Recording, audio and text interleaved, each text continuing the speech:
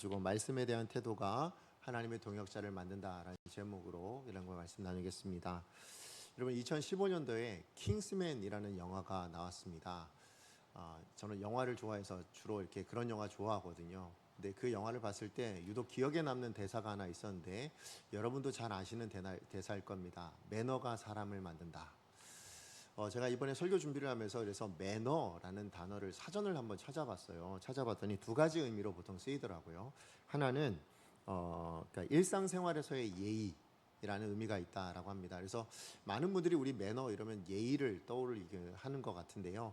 그런가 하면 또 다른 의미가 뭐냐면 일상생활에서 하는 어떤 행동 방식, 태도, 이걸 또 그러니까 매너다라고 이야기를 합니다. 자, 그러니까 여러분 매너가 사람을 만든다라는 말이 무슨 의미인가? 결국 우리가 일상의 삶에서 어떤 태도로 살아가고 있느냐, 예의가 있는가 없는가라는 것을 통해서 그 사람의 됨됨이를 알 수 있다라는 것이고, 더 나아가서는 사실 그런 태도로 일관해서 살아가는 사람은 더 그 사람이 그 사람의 됨됨이도 그렇게 변화되어져 갈 것이다라는 것을 예측해 볼 수 있는 말씀입니다. 사실 저는 그 킹스맨이라는 영화를 보고 이 매너가 사람을 만든다라는 말을 계속 곱씹어 봤었거든요. 사실 제가 그걸 곱씹게 된 이유는 제가 이번에 설교 준비하면서도 문득 이 영화의 문장이 생각난 이유이기도 한데요.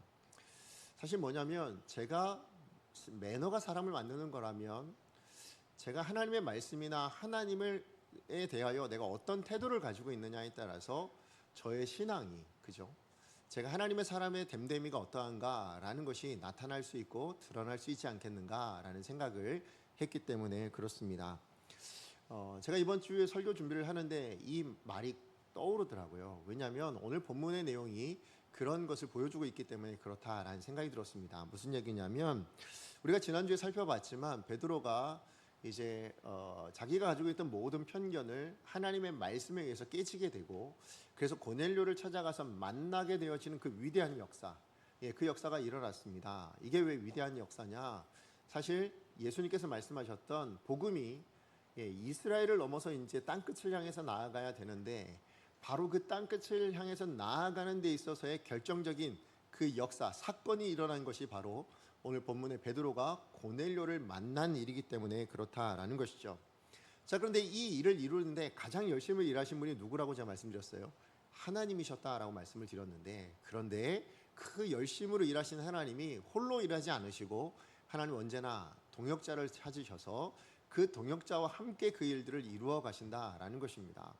자, 그렇다면 오늘 이 위대한 역사를 이루어 가는 데 있어서의 하나님의 동역자는 누구였습니까?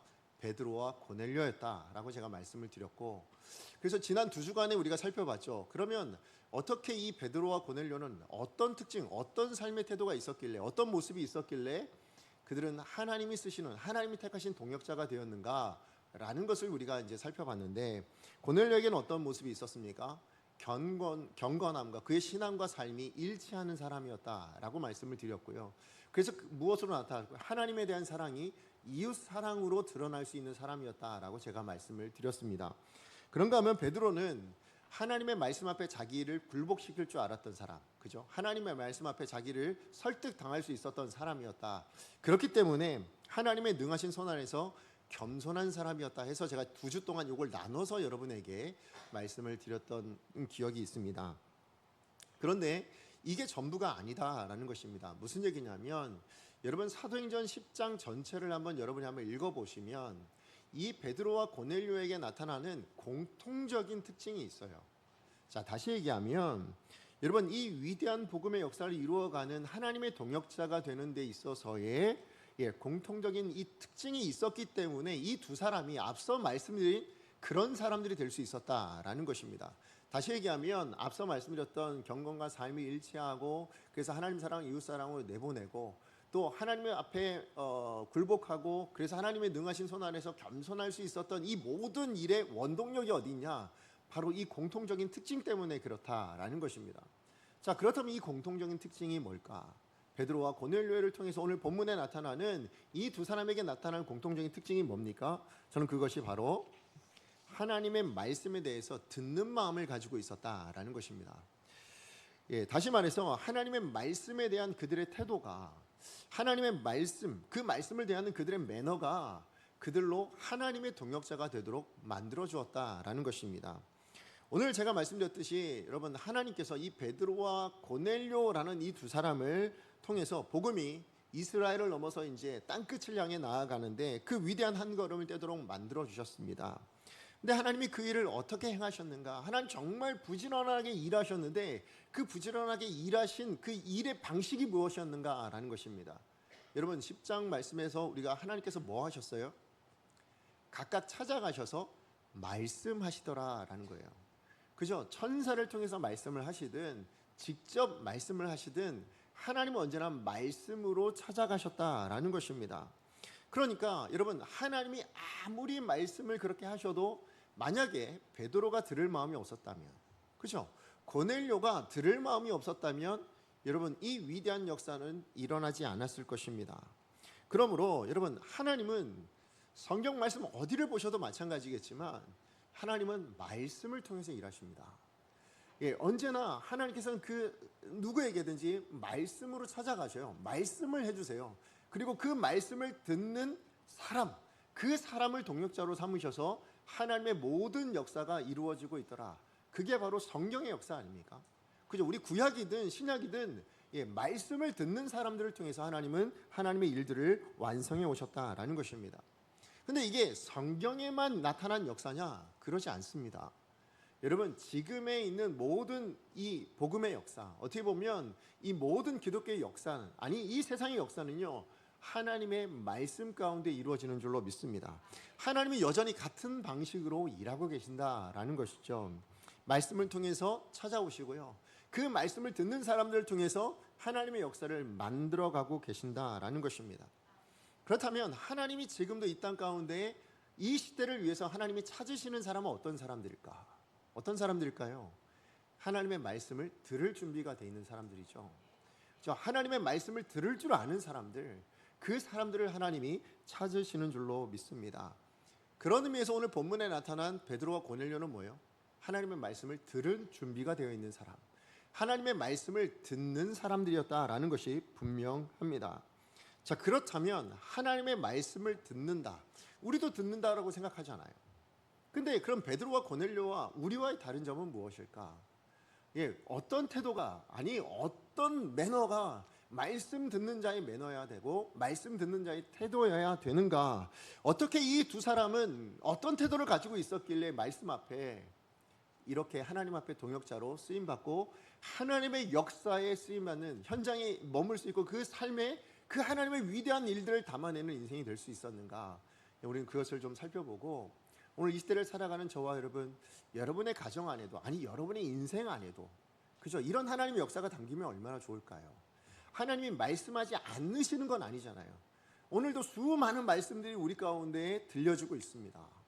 이 성경 66권에 있는 말씀들을 수많은 하나님의 사람들을 통해서 여러분에게 들려주고 있거든요. 그런데 이 말씀에 대해서 우리가 어떤 태도를 가질 때 그럼 하나님의 동역자로 하나님께 사용하시겠는가? 우리가 이것을 좀 살펴보길 원하는데요. 오늘 두 가지로 좀 여러분과 함께 나누기를 원합니다. 자, 듣는 자의 매너. 자, 첫 번째는 뭐냐면요, 베드로처럼 하나님의 말씀을 그 어떤 무엇보다도 우선순위로 삼을 수 있는 것, 그게 바로 듣는 자의 태도여야 된다라는 것입니다. 우리 지난주에 살펴본 것처럼 베드로는요, 하나님께 보여주신 그 환상 3번이나 보여주셨잖아요. 근데 그걸 제대로 이해를 하지 못해요. 이게 뭐야? 무슨 의미로 이걸 얘기하시는 거지? 왜 이런 환상을 보여주시지? 하고 의아해하고 있을 때 마침 그때 누가 옵니까? 고넬료가 보냈던 하인이 그의 집에 당도하게 됩니다. 그가 머물고 있던 집에 당도하죠. 근데 그들이 당도했을 때 하나님께서 또 베드로에게 말씀을 하세요. 뭐라고 말씀하십니까? 저들은 내가 보낸 사람들이다.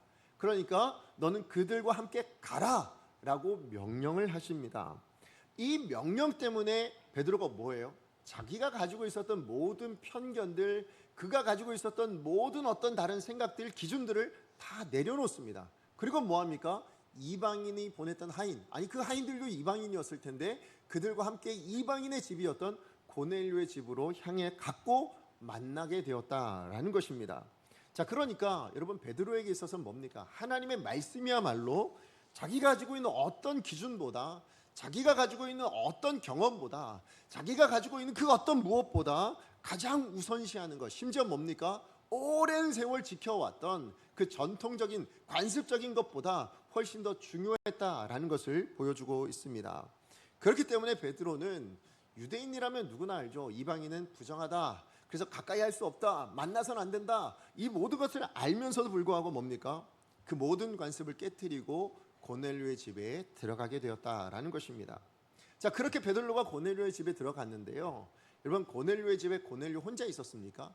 아니죠. 우리 27절 말씀 같이 한번 읽어볼까요? 시작. 더불어 말하며 들어가 여러 사람이 모인 것을 보고. 예, 우리 지난주에 살펴봤지만 고넬료는 자기 혼자 베드로를 기다리고 있던 것이 아니라 자기 식구들을 다 불러 모으고, 더 나아가서 친척들까지 다 불러 모으고, 더 나아가서 뭐예요? 가까운 친구들까지 다 불러 모아서 그래서 베드로를 기다리고 있었다라고 말씀을 드렸습니다. 그런데 그 기다리고 있는 모든 사람들이 다 신분상 뭡니까? 이방인들이죠. 예, 로마 백부장의 가족들, 친지들, 더 나아가서 친구들이라면 당연히 이방인들입니다. 예, 그러니까 여러분, 다시 한번 말씀드리지만 이스라엘 사람들뿐만 아니라요, 여러분, 이방인들도 알고 있었습니다. 유대인들이라면 우리랑 상종하지 않아. 그죠? 유대인들이라면 우리 집에 들어오는 건 있을 수가 없어. 우리랑 같이 식사를 한다고, 우리랑 많은 이야기를 한다고, 이건 있을 수가 없는 얘기야. 이걸 이방인들도 알아요. 그럼 유대인들은 당연히 더 잘 알지 않겠습니까? 그럼에도 불구하고 여러분, 오늘 본문에 있는 여러분, 이 베드로는 그 모든 관습을 깹니다. 근데 사실 이 베드로가 깨기 전까지 여러분, 이 본문을 통해서 우리가 확인할 수 있는 건 뭐냐면, 예수를 믿는 성도, 유대인들, 그죠? 유대인들 중에 성도들도 있었잖아요. 예수 믿는 사람들도, 그 사람들도 이 관습에선 벗어나지 못했다라는 것을 알 수 있죠. 어쨌든 그럼에도 불구하고 지금 베드로는 하나님의 말씀에 의하여 여러분 그것을 깨뜨리고 들어오게 됩니다. 자, 그래서 관습을 몰랐던 건 아니잖아요. 베드로는 그 어떤 보다도, 누구보다도 아마 유대인의 관습을 알았을 거예요. 그럼에도 불구하고 왜 들어왔는가? 고넬료의 집에 들어온 이유를 베드로 스스로가 이렇게 밝힙니다. 우리 28절 29절 말씀 같이 한번 읽어보겠습니다. 시작. 이르되 유대인으로서 병인과 교제하며 가까이 하는 것이 율법인 줄은 너희도 알거니와 하나님께서 내게 지시하사 아무도 속되다 하거나 깨끗하지 않다 하지 말라 하시기로 부름을 사양하지 아니하고 왔노라. 문노니 무슨 일로 나를 불렀느냐. 예, 지금 베드로가 자기가 그동안 한 번도 어기지 않았던, 그죠? 지금까지 평생을 지켜왔던 그 모든 관습들을, 근데 그것이 위법이라고 여기는 줄 알면서도 뭡니까? 고넬료의 집에 들어갔다라고 이야기합니다.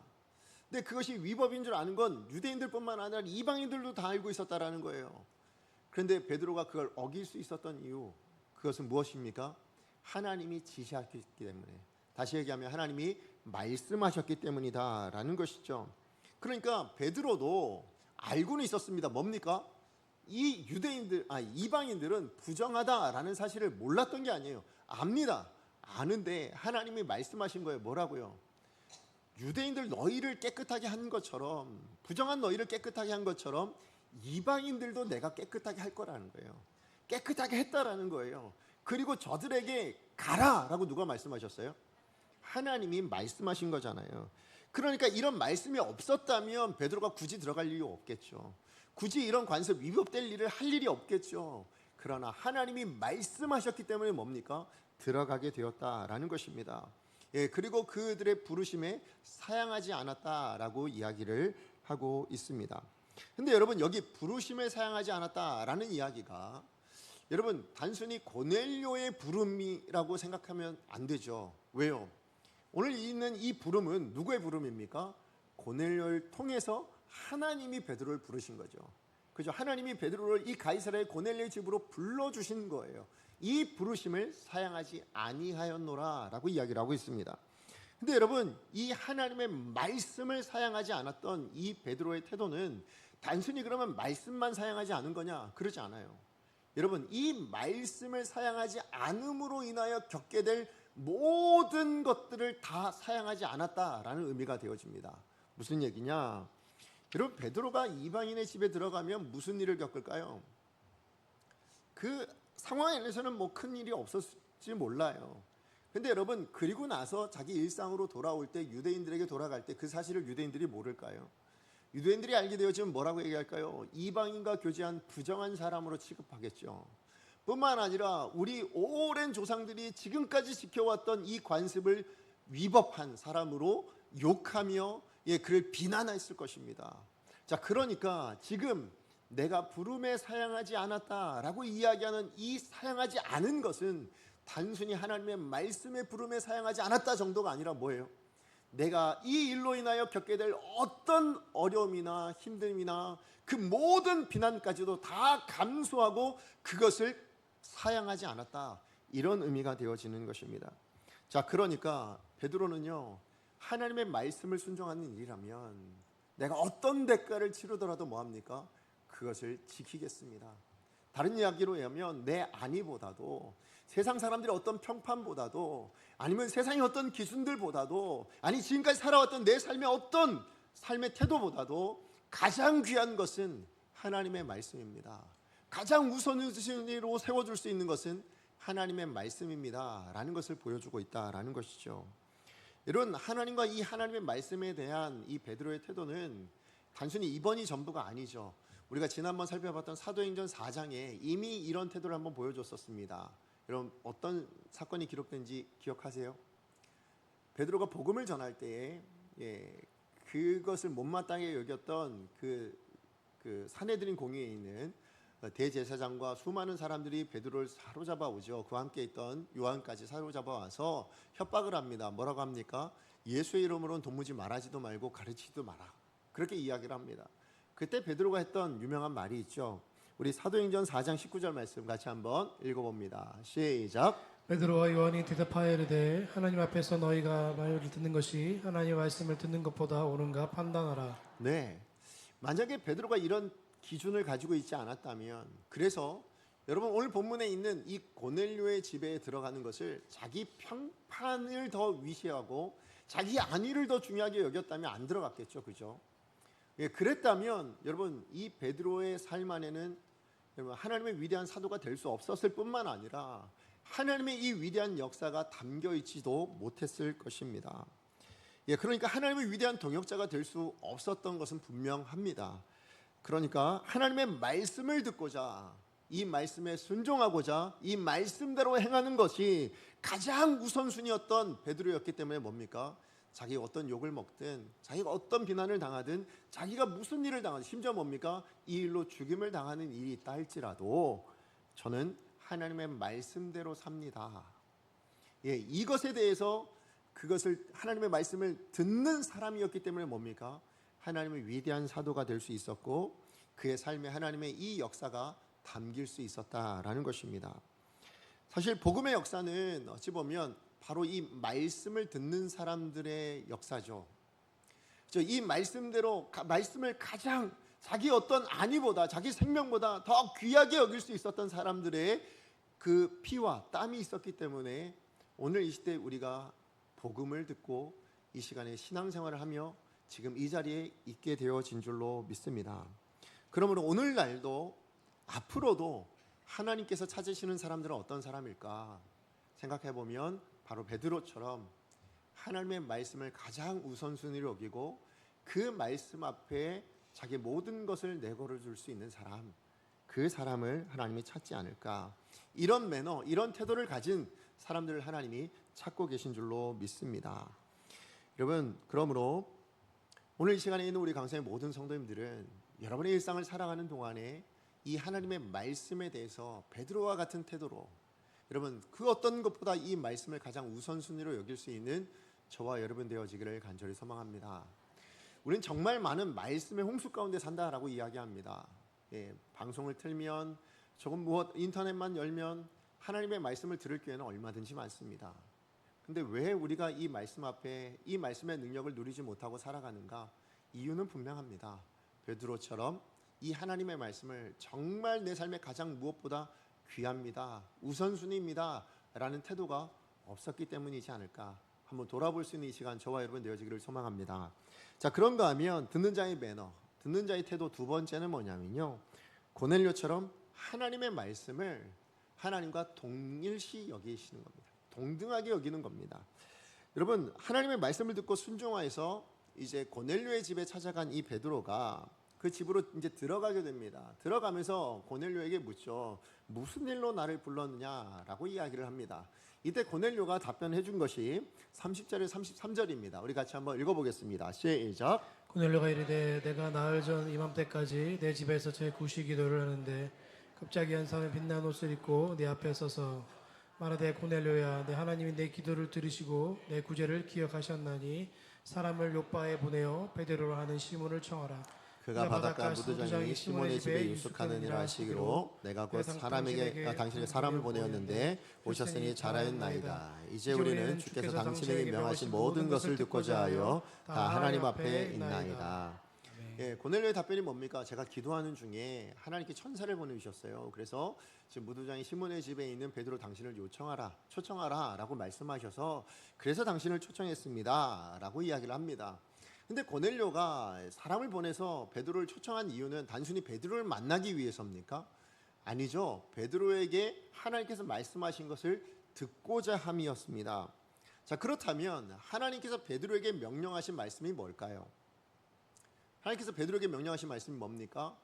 우리 다음 주에 이제 그 내용들을 살펴보겠지만 여러분 그냥 한마디로 요약을 하자면 구원에 대한 복음입니다.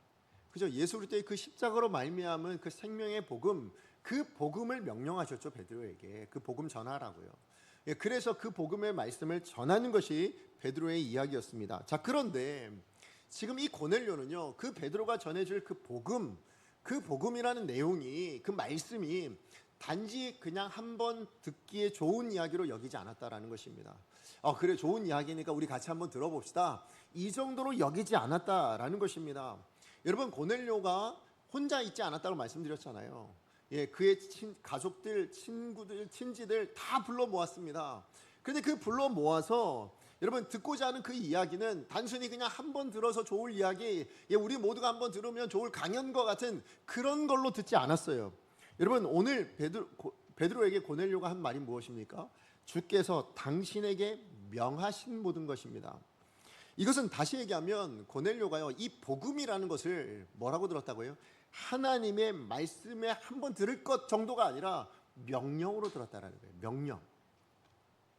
여러분, 고넬료가 하나님 말씀을 명령으로 들었다라는 이 말을 우리가 조금 더 깊이 이해하려면 고넬료의 신분이 백부장이었다라는 것을 우리가 한번 생각해 볼 필요가 있습니다.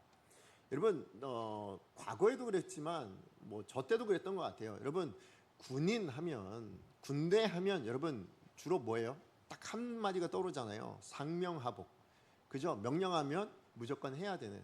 그래서 저도 군대에 있을 때 제가 신병교육대 마치고 제가 자대 배치를 딱 받고 신병교육대 바로 딱 들어가자마자 저희 선임들이 뭐 했냐면 절대로 왔으니까 수고했다고 하면서 우리 새끼라고 그랬어요. 이렇게 내 새끼 왔으니까 하면서 어디를 올라갔냐면 PX로 데리고 가셨어요. 저 PX를 데려가 가지고 거의 이거길 가득 채웠던 것 같아요. 그 테이블을 가득 채울 만큼 먹을 거를 주고 뭐 했냐면 다 먹으라는 거예요. 혼자. 네, 그래서 정말 근데 안 먹으면 죽을 줄 알았어요. 예, 그래서 토하면서까지 다 먹었거든요. 왜냐하면 그래야 되는 줄 알았어요. 예, 그래서 여러분, 그러니까 선임이 말하면 들어야 되는 거, 선임이 때리면 맞아야 되는 줄 알았어요. 그게 군대라고 생각했거든요. 왜 그래요? 왜 상명하복이 그렇게 중요합니까? 여러분, 전쟁 때요, 여러분 그 명령에 순종하지 않을 때, 명령에 복종하지 않을 때 어떤 일이 일어납니까? 전쟁의 성패가 갈려요. 때로는 생명이 왔다 갔다 한단 말이죠. 그렇기 때문에 언제라도 명령에 복종할 수 있도록 훈련하는 것이 군대입니다.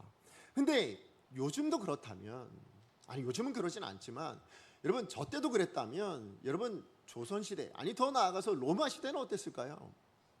여러분 그 시대라면 죽으라면 죽어야 되는 것이 바로 그 시대의 명령이었습니다. 자, 그러니 여러분 고넬료는 로마 군대의 백부장이었다고요. 근데 만약에 이 고넬료가 그 명령이라는 것을 소홀하게 여기는 사람이었다면 그러면 백부장이 될 수 있었을까요? 그러지 않겠죠. 고넬료가 처음부터 백부장인 건 아닐 거잖아요. 병사로 시작해서 정말 열심히 군생활을 하다 보니까 백부장이란 지위까지 올라간 거 아니겠습니까? 그렇다면 군생활을 충실하게 했다라는 말은 뭡니까? 그 어떤 명령이 떨어지더라도 그 명령을 목숨을 걸고 지켜냈던 사람이다 보니까 뭐예요? 그러니까 백부장이라는 지위까지 올라갈 수 있었던 거죠. 자, 그러니까 오늘 고넬료가, 바로 그 고넬료가 하나님의 말씀, 이 복음을 뭐로 들었다고요? 그냥 한번 듣고 지나가도 좋을 말씀이 아니라 명령으로 들었다는 거예요. 그러면 고넬료에게 명령이란 뭡니까? 그 내용이 무엇이든 간에 뭐예요? 반드시 지켜야 될 것, 내가 생명을 걸고서라도 그것을 지켜내야 될 것, 이게 명령이었다고요. 그러니까 고넬료는 지금 이 복음을, 이 하나님의 말씀을 자기의 생명을 내건 그 어떤 복종 외에는 다른 것이 없습니다 라는 그런 것으로 알고 받아들였다는 거예요. 그걸 기다리고 있었다라고 지금 이야기하고 있었다라는 것입니다. 그냥 그뿐인가? 아니요, 오늘 33절 하반절 다시 한번 더 읽어보도록 하겠습니다. 시작. 이제 우리는 주께서 당신에게 명하신 모든 것을 듣고자 하여 다 하나님 앞에 있나이다. 여러분, 지금 고넬료 앞에 있는 건 누구예요? 하나님이 아니에요. 천사가 아닙니다. 누가 서 있습니까? 베드로가 서 있을 뿐입니다. 그런데요, 그 베드로 혼자 서 있을 뿐인데 거기 있는 모든 사람들 앞에 우리가 다 누구 앞에 서 있다고요? 하나님 앞에 서 있다라고 이야기를 하고 있습니다. 여러분, 이게 무슨 의미일까요? 베드로가 서 있는데 그 뒤에 하나님이 이렇게 후광처럼 이렇게 쫙 서 있는 그런 모습을 본 걸까요? 아니겠죠. 여러분, 단순히 베드로 한 사람 서 있을 뿐입니다. 그런데 왜 고넬료는 우리가 다 하나님 앞에 서 있다라고 말을 하냐? 그래서 여러분, 그 시대에, 아니 우리가 조선 시대만 생각해도 알 수 있어요. 여러분, 임금이 명령을 내립니다. 명령을 내리면 보통 이렇게 교지 같은 거 내리잖아요. 그럼 그 교지를 들고 가면 그 교지를 받는 사람은 어떻게 해요? 그 교지를 든 사람 앞에 넙죽 엎드립니다. 절을 하죠. 왜요? 그 사람이 대단한 게 아니에요. 그죠? 그 사람은 어쩌면 지금 무릎 꿇은 사람보다 훨씬 더 지위가 낮을 수도 있어요. 근데 왜 무릎을 꿇습니까? 그 교지에 적혀져 있는 그 기록된 말이 뭡니까? 곧 임금이기 때문에 그렇다는 거예요. 임금의 권위를 가지고 있기 때문에, 왕의 권위를 가지고 있기 때문에, 황제의 권위를 가지고 있기 때문에 엎드리게 되었다라는 것입니다. 그리고 그것이 만약에 사약을 내리는 교지여도 뭡니까? 받잖아요. 그대로 따릅니다. 왜요? 그게 임금의 명령이기 때문에 그렇다라는 것이죠. 자, 그러니까 지금 고넬료가 하나님의 말씀을 들고 선 베드로 앞에 오직 사람 하나 서 있을 뿐인데 그가 왜 하나님 앞에 서 있다라고 이야기하냐? 당연히 이해가 되죠. 그 말씀을 들고 선 그 말씀이 곧 뭐였기 때문에? 하나님이기 때문에 그렇다라는 거예요. 그렇게 여겼기 때문에 그랬다라는 것입니다. 예, 맞아요. 고넬료는 베드로의 자신이 아니에요. 베드로가 하나님처럼 보였기 때문이 아닙니다. 여러분, 베드로의 입을 통해서 전달될 그 말씀이 곧 하나님과 같은 권위인 줄 알고 하나님이신 줄 알고 그렇게 동일시하고 있었다라는 것입니다. 여러분, 이것이 바로 고넬료가 베드로를 눈앞에 두고 있으면서도 우리가 다 하나님 앞에 있습니다 라고 고백할 수 있었던 이유인 것이죠. 여러분, 하나님의 말씀과 하나님을 이렇게 동일시하고 있는 이 고넬료의 태도는요, 고넬료만의 이야기가 아닙니다. 여러분, 이것은 성경의 이야기이기도 합니다. 여러분, 요한복음 1장 1절 말씀 우리 같이 한번 읽어보도록 하겠습니다. 시작. 태초에 말씀이 계시니라. 이 말씀이 하나님과 함께 계시니 곧 이 말씀이 하나님이시니라. 네, 이 말씀이 곧 뭐라고요? 하나님이시라고요. 하나님은 말씀이십니다. 그래서 하나님께서 천지 만물을 창조하실 때도 무엇으로 창조하셨다고요? 말씀으로요. 예, 왜요? 말씀이 곧 하나님이시니까요. 그렇기 때문에 여러분, 오늘 지금 고넬료가 하나님의 말씀이 곧 하나님이십니다 라는 이 동일시한 것은 위대한 영적인 통찰인 거예요. 여러분, 우리도 잘 알지 못하는, 우리도 어쩌면 제대로 삶 가운데 그것을 실천하지 못하고 그렇게 표현하지 못하는 그것을 이방인이었던 고넬료가 그것을 알고 있었다라는 거예요. 그래서 하나님의 말씀을 하나님처럼 여기고 있었다라는 것이죠. 여러분, 우리가 여기서 알 수 있는 것 하나, 우리가 또 생각해 볼 수 있는 것 하나가 뭐냐면, 하나님의 말씀이 곧 하나님이시라면 여러분, 우리가 하나님을 알 수 있는 방법은 그러면 무엇으로만 알 수 있을까요? 예, 말씀을 통해서만 알 수 있다라는 것입니다. 사실 하나님께서요, 본인 스스로를 계시하지 않으시면, 자기를 드러내지 않으시면 우리는 하나님을 알 수 있는 방법이 없습니다. 근데 하나님을 드러내시는 방법이 두 가지가 있어요. 하나는 뭐냐면 우리가 들어보셨을 거예요. 일반 계시라고. 그래서 우리 자연 만물을 통해서 하나님이 하나님 되심을 드러내세요. 근데 그 자연 만물 일반 계시를 통해서 우리가 알 수 있는 하나님은 어떤 하나님이에요? 위대하시다 정도입니다. 저 하나님, 와, 이 위대한 자연 만물 이렇게 창조하실 수 있는 분이시라면 얼마나 위대하실까, 얼마나 능력이 크실까, 뭐 이 정도만 알 수 있어요. 그런데 하나님의 속성이 어떠하며, 하나님의 성품이 어떠하며, 하나님의 뜻은, 하나님의 섭리는, 하나님의 사랑은, 하나님의 공의는 어떠한가를 아는 것은요, 하나님이 특별하게 자신 스스로 말씀해 주신 계시가 아니고서는, 그래서 그걸 뭐라고 그러냐면 특별 계시라 이야기합니다. 그 특별 계시가 뭘까요? 여러분이 가지고 있는 이 성경입니다. 그래서 이 계시된 말씀 아니고서는 우리는 하나님을 온전히 알 수 있는 방법이 없습니다. 그래서 하나님의 말씀을 통해서만 뭐예요? 우리는 하나님을 제대로 알 수 있습니다. 이 하나님의 말씀을 통해서만 우리가 하나님의 뜻을 온전하게 분별할 수 있다라는 것입니다. 그래서 여러분의 생각이 어떠한 게 중요하지 않아요. 정말 중요한 건 뭡니까? 하나님의 말씀이 뭘 얘기하고 있냐고요. 하나님의 이 성경이 우리 가운데 무엇을 이야기하고 있는가가 가장 중요한 것인 줄로 믿습니다. 이 말씀을 따라 우리의 삶을 조정해 나아갈 때 우리의 삶의 방향이 어떨까요? 하나님 보시기에 바른 거예요. 하나님 보시기에 옳은 거예요. 그래서 우리가 무엇하며 살아야 됩니까? 매일을 하나님 말씀 가운데 살아갈 수 있어야 된다는 것입니다. 그런 의미에서 여러분에게 한번 질문 던져봅니다.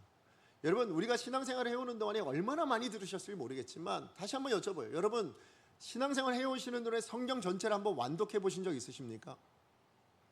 제가 강성교회에 와서 5년이 되는 동안에 매해 제가 성경 통독표를 나눠드리면서 우리 매해 작정하잖아요. 성경 1도 갑시다. 성경 1도 갑시다.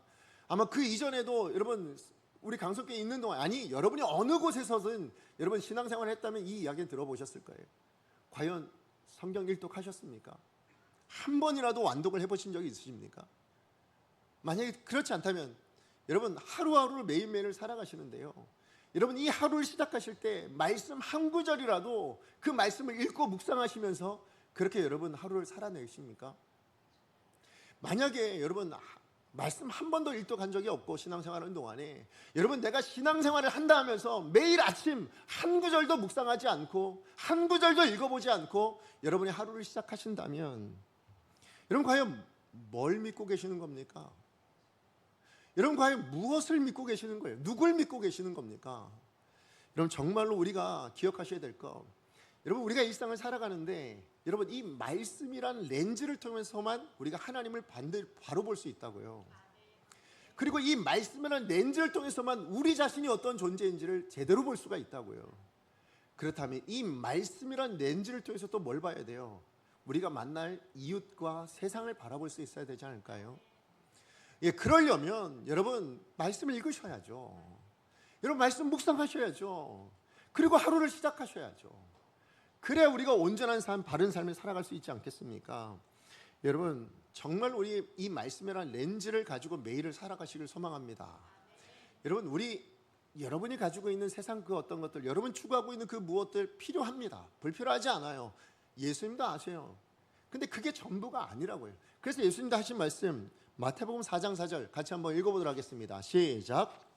이는 상 끝이 아니요 하나님의 입으로만 나오는 모든 말씀으로 살 것이라. 예, 떡이 불필요하다는 게 아니에요. 여러분 이 말씀 오해하시면 안 됩니다. 떡 없어도 된다 이런 얘기 아니에요. 떡으로만 사는 것이 문제라는 거예요. 그것만 추구하고 살아가는 삶이 문제라는 거예요. 정말 진정으로 건강한 삶은 무엇입니까? 떡도 필요하지만 그럼 무엇이요? 하나님의 입으로부터 나오는 말씀의 렌즈를 가지고 그 말씀으로 나 자신을 돌아보고 하나님의 뜻이 무엇인가를 생각하고 그리고 우리의 주어진 이웃과 세상을 바라보며 내 삶의 태도를 결정해 나아가는 것, 그것이 진짜 성도의 모습이다라는 것을 알려주고 계시는 것이죠. 그러므로 고넬료처럼요, 우리가 그렇게 살아갈 수 있는 방법은 뭐예요? 하나님의 말씀이 곧 하나님이신 줄 아셔야 돼요. 우리 이 말씀을 그냥 책 한 권 정도로 생각하세요. 어떤 책보다 조금 더 좋은 책. 여러분 그래서 이 책 그냥 단순히 너무 가볍게 여기지 않으세요. 아니요, 여기 하나님의 말씀이 있어요. 다른 말로 이야기하면 좀 심각하게 얘기하면 뭐예요? 너무 나아갔다고 생각하실지 모르겠어요. 여기 하나님이 계신 거예요. 근데 우리는 너무 가볍게 여긴단 말이죠.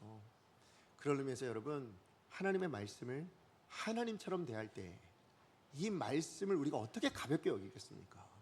그렇죠. 하나님이신데요, 우리가 하나님을 어떻게 가볍게 여기냐고요. 이 말씀을 무겁게 여길 줄 아는 저와 여러분 되어지기를 간절히 소망합니다. 말씀의 결론을 맺습니다.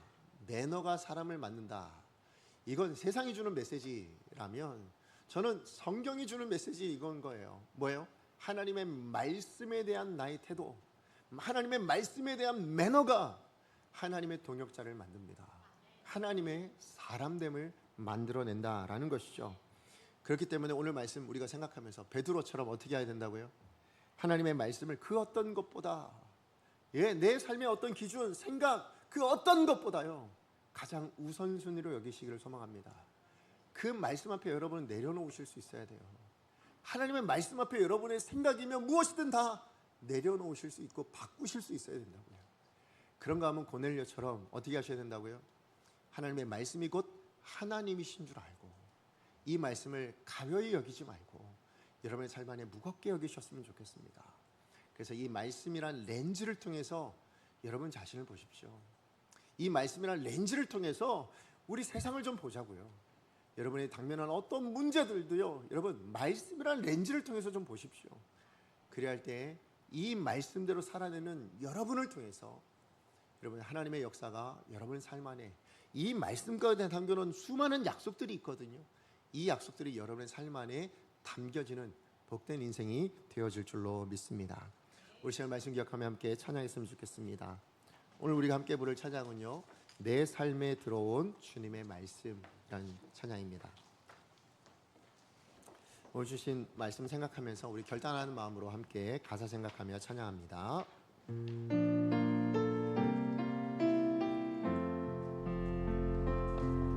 내 삶에 들어온 주님의 말씀이 내게 빛이 되시니 내 삶의 어두운 절망 가운데서도 내 삶의 어두운 절망 가운데 소망을 보게 하실 것입니다. 소망 보게 하시네. 내 삶에 들어온 주님의 말씀이 내 삶에 들어온 주님의 말씀 그 말씀의 인도하심을 받기를 소망합니다. 나를 인도하시니 내 삶의 막막한 문제 가운데 삶의 막막한 문제 가운데 주님의 뜻을 볼 것입니다.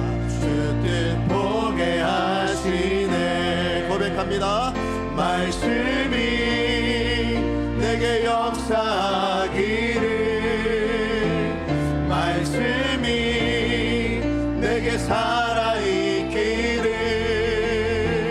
하나님 말씀을 듣겠나이다. 주님의 음성을 듣겠나이다. 말씀이 내게 역사하기를 말씀이 내게 역사하기를 말씀이 내게 살아있기를 하나님 말씀을 듣겠나. 주님의 말씀을 듣겠습니다. 말씀을 듣게. 우리 마지막으로 고백합니다. 말씀이 내게 역사하기를 말씀이 내게 역사하기를 말씀이 내게 살아있기를 하나님 말씀을 듣겠나. 주님의 뜻대로만 살겠습니다. 뜻대로 살겠나이다. 이 시간 같이 기도하기를 원합니다. 하나님의 말씀이 홍수처럼 요즘 이 시대에는 너무 많이 들려지는 것 같습니다. 그 수많은 말씀들이 있음에도 불구하고 내 삶은 왜 이럴까? 내 삶은, 내 생애에는 왜 하나님의 말씀의 능력이, 이 성경 가운데 드러난 수많은 하나님의 역사하심이 내 인생 가운데 담기지 않았을까? 사실 그 이유는 말씀의 능력이 없어서가 아니고 하나님의 능력이 짧아서도 아니고 하나님 우리 가운데 관심이 없어서도 아니에요. 하나님 우리 가운데 너무나도 큰 관심을 가지고 사랑을 가지고 여전히 우리 가운데 말씀하고 계신데요, 우리가 그 말씀을 들을 준비가 안 돼 있는 거예요. 우리 듣는 마음이 없는 거예요. 우리 이 말씀을 너무 가벼이 여기고 있는 거예요. 우리 시간에 오늘 베드로처럼, 오늘 고넬료처럼 이 말씀이란 하나님 아버지 앞에 이 말씀이란 렌즈를 가지고 우리 자신을 한번 돌아보고 한번 점검해 보면 어떻겠습니까? 이 말씀이란 렌즈를 가지고 여러분의 삶을 한번 돌아보시면 어떻겠습니까? 이 말씀이란 렌즈를 가지고 우리 이 세상을 한번 바라보면 어떻겠습니까? 그럴 때 이 말씀을 그 어떤 것보다 가장 귀하게 여기는 사람과 하나님은 동행하여 주시고 동역하여 주시고 하나님의 역사를 담아주시고 하나님의 말씀 가운데 담아놓은 그 은혜를, 그 능력을 우리 삶 안에 이루어 주실 줄로 믿습니다. 우리 시간에 같이 한번 기도할 때, 하나님, 저 이 말씀 그 어떤 것보다 귀하게 여기고, 하나님 이 말씀을 하나님처럼 여기고 그렇게 살아갈 수 있게 해주세요.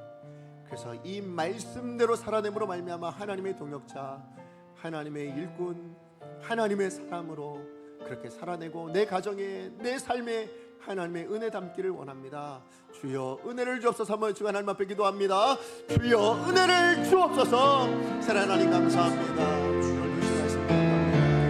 하나님 정말 주의 말씀 생각합니다. 주의 말씀 얼마나 하나님 말씀을 아버지 얼마나 주의 능력을 말씀을 얼마나 어떤 태도로 바라보고 있는지, 아버지 얼마나 그 하나님 말씀 정말 우리가 하나님의 말씀을 듣는 태도로, 한 주간도 하나님의 정말 말씀으로 우리가 하나님의 살아가게 말씀을 하나님의 말씀을 최고 순위로 살아가게 하나님의 말씀에 대한 바른 의미를 가지고 살아갈 수 있도록 아버지 나를 비추게 하시고 주님 도와 하나님 배우게 주시옵소서. 하시고 하나님 이웃과 어떤 세상을 것보다 하나님을 바라보는 우선순위로 아버지 삼기를 원합니다. 성경의 눈을 하나님 말씀을 따라 우리 삶을 살아갈 수 있게 하여 주시옵시고, 하나님 말씀 앞에 한 사람만 되어줄 수 있는 저희가 되어줄 수 있도록 주님 도와주시옵소서. 하나님 말씀을 하나님처럼 무겁게 여길 수 있게 하여 주십시오. 그냥 단 한 권의 책이 아니라, 그냥 단순한 글씨가 아니라 하나님 오늘도 내게 명령하신 하나님의 말씀인 줄 알게 하여 주시옵소서. 하나님 그래서 이 말씀을 순종한 것 외에, 하나님 이 말씀을 듣는 것 외에 다른 어떤 것이 없다라는 마음을 가지고 우리의 매일을 살아낼 수 있는 우리 강소의 모든 성도들이 될 수 있게 축복하여 주시옵소서. 세상을 우리의 삶 안에, 우리 인생 안에, 우리 가정 안에 하나님의 역사가 담기고 하나님 위대하신 일들이 하나님 이루어질 수 있는, 거기에 동참할 수 있는 하나님의 동역자들 되어줄 수 있도록 주님 도와주시옵소서. 사랑하는 하나님 감사합니다. 오늘도 말씀을 통해서 우리 가운데 말씀하시는 하나님, 오늘도 말씀을 통해서 우리 가운데 찾아오신 하나님 감사를 드립니다. 하나님, 그런데 우리가 이 말씀을 너무 가벼이 여기고 하나님 이 말씀을 대수롭지 않게 여기며 살아왔던 우리들의 삶의 태도를 다시 한번 돌아보고 점검할 수 있게 해주셔서 감사를 드립니다. 오늘 베드로처럼 고넬료처럼 하나님 그렇게 하나님의 말씀을 내 삶의 가장 귀한 것인 줄 알고 하나님께서 하나님처럼 대할 수 있는 저희가 되게 하여 주시옵소서. 그래서 말씀의 렌즈를 가지고 나 자신을 돌아볼 때 말씀 앞에 부서져야 될 것이 있다면 부서질 수 있는 저희가 되게 하여 주시옵소서. 말씀 앞에 바뀌어져야 될 것이 있다면 바뀌어질 수 있게 하여 주시옵소서. 말씀 앞에 변화되어져야 될 것이 있다면 변화되어지는 역사가 일어날 수 있게 하여 주시옵소서. 그리고 내 삶의 어느 자리에서든 하나님의 말씀이 가장 무거운 줄 알고 하나님을 대하듯 그렇게 하나님의 말씀을 목숨을 걸고 순종하며 복종할 수 있는 그 믿음이 우리 가운데 있게 하여 주시옵소서. 아니 단순히 믿는 정도가 아니라 삶으로 그렇게 살아낼 수 있는 우리 강성의 모든 성도님들 다 될 수 있도록 주님 축복하여 주시옵소서. 그래서 말씀을 따라 살아내는 그 삶의 자리마다 하나님의 역사가 담길 수 있고 이 말씀 가운데 약속하신 그 모든 은혜가 담겨질 수 있는 귀한 삶을 누리며 살아가는 우리 복된 강성의 모든 성도님들 다 될 수 있도록 주님 축복하여 주시옵소서. 예수님의 이름으로 기도합니다. 아멘.